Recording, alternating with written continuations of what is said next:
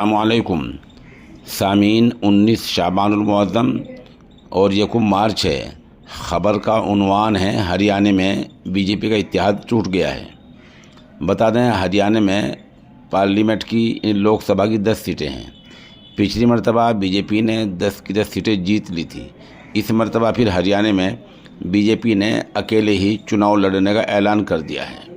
यह आपको पता ही है कि हरियाणा में बीजेपी और जेजेपी यानी दुष्यंत चौटाला की पार्टी का इत्तेहाद था और दोनों पार्टी सरकार में एक साथ हैं। यानी हरियाणा का जो असम्बली का मसला है, जो एमएलए हैं, जो विधानसभा है, जो सूबाई सरकार है, उसमें बीजेपी और जेजेपी दुष्यंत चौटाला जो साबिक वज़ीर आला ओम प्रकाश चौटाला के पोते हैं, दुष्यंत चौटाला और बीजेपी का इत्तेहाद है। दोनों फ़िलहाल हुकूमत में शरीक हैं।